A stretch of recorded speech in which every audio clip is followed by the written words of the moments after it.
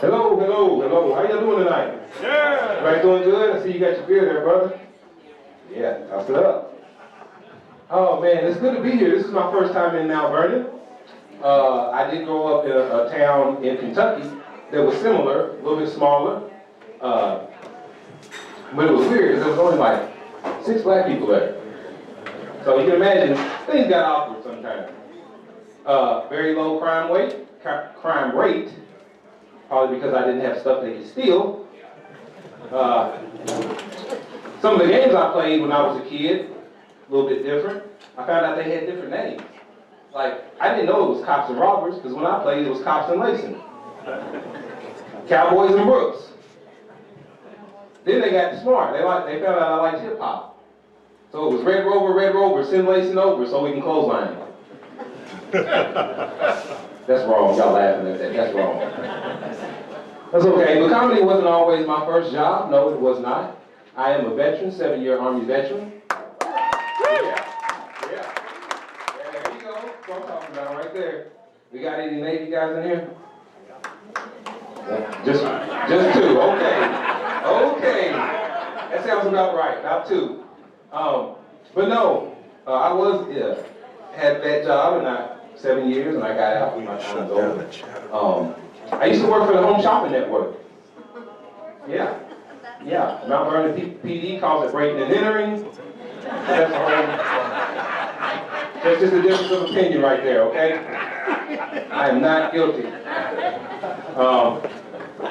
But you know, when I was doing that, as you get older, you realize, man, that stuff comes back. Karma is a B word. Because my mom is always in my ear. So I decided to upgrade my security at home. I went and got me ADT. Got the sign, borrowed it from my neighbors because their stuff is never on. Don't ask me how I know that. It's crazy. But my neighbors have now reached the mandatory meddling age of 65, which means I have to do everything in the house. No more going outside naked. I like to air dry, okay? Yeah, I am a parent. I have 3 kids. Anybody want one? No takers? Okay, we'll move on. 21, 16, and I started over 2. Yes, that's quite the gap. But it's different. See, I'm getting used. These kids are, they're different. Millennials are different. I'm from the generation that still whoops ass. That's pretty much where I come from. And some people have their own views about it. They say, oh, you shouldn't whoop your kids. You're introducing them to violence. Well, let me introduce you to my mother and father. They make great first impressions. Because I never got in trouble. But you got to, man. These kids are doing some weird stuff. They do stuff that I could never, ever even think about doing when I was a kid. For instance, I'm sitting in my bedroom one day. My son is in his room, and I needed to talk to him about something. So I yell out his name. Tyrell. Tyrell.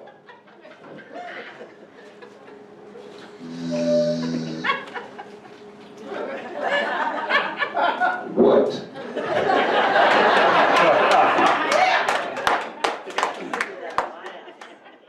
You have lost your mind. So I said, okay, we can play that game. So eventually, after some chiding, he comes into the room. I hid behind the door. He came to that door, and I smacked the hell out of him. He said, Dad, what was that? I said, that's what I call smack chat. Then he wanted to look like he's upset. So I said, you better not. I just was at the Google Play Store and I got that new app. I wish you would. That shut all that down. But I'm going to be 38 this year. And I realized that the only way to know how stupid you were in your 20s is just to get older. For instance, the other day, somebody asked me, hey, Layson, Valentine's Day, let's go strip club. Yeah, that's where I'm going to find love at, the strip club. But it just doesn't appeal to me anymore. When I was 20, I was in the military. No worries.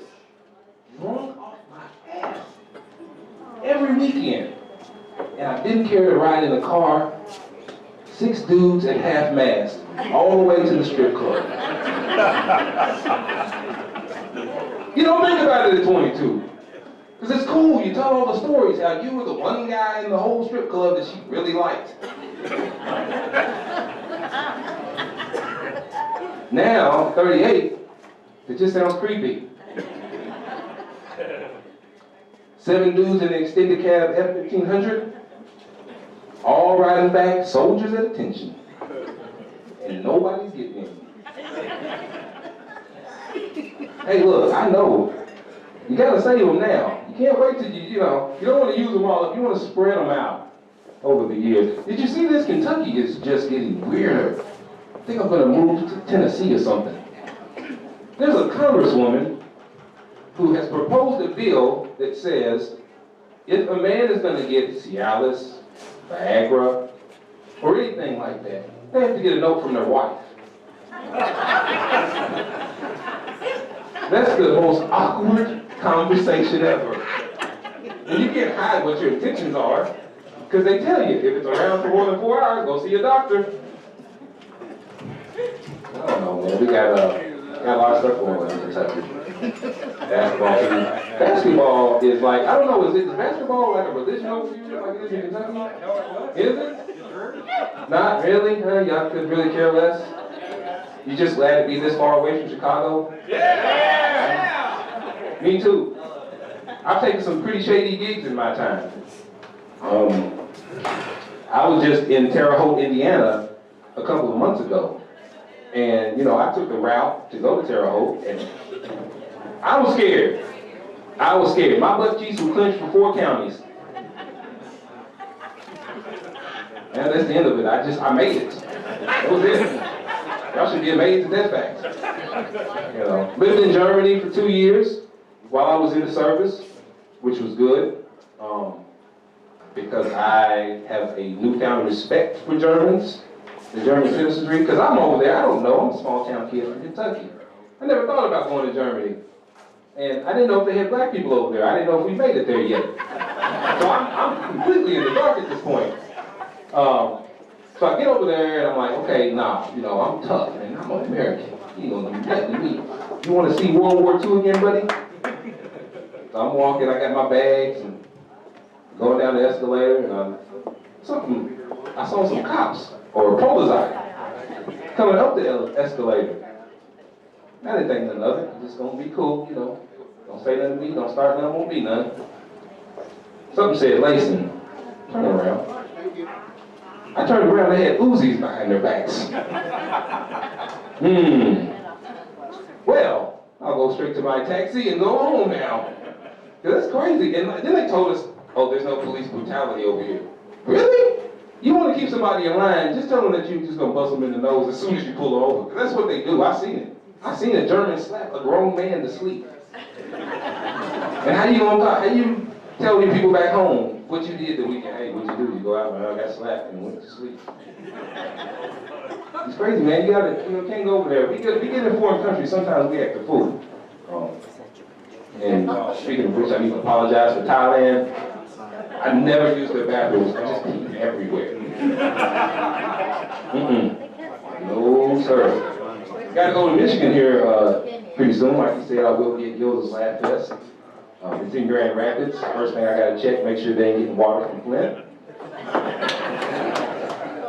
That's a shame, man. I used to think it was Mexico water. Now I got to worry about up north. This is crazy.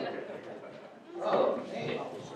But like I said, man, this is a nice crowd, man. It's good to be here in front of all these people. Probably commonly known as a jury of my peers.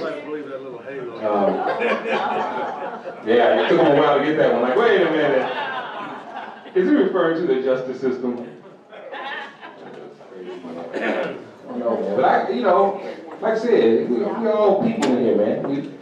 I'm not a racist. I don't like racism. I hate racism. But I will say this. If you're gonna be a racist, update your hate. You can't go with the old standards. Coon, spade, unemployed. Come on with something creative. That's all I would say. I had a guy do that to me one time. I was playing a gig. I don't know if he was drunk. He just walked in. He just blurted out the N-word. So I followed him. I was like, man, I'm so mad. Let me call him. Hey, you, with the real tree on. The whole outfit, the whole real tree tuxedo. Update your hate. He just looked at me crazy like, huh? Yeah, so that's how you throw off idiots. I recently got in shape. I don't know what shape is. Recently got in shape, lost 165 pounds. Yes. And I wish that hooker well.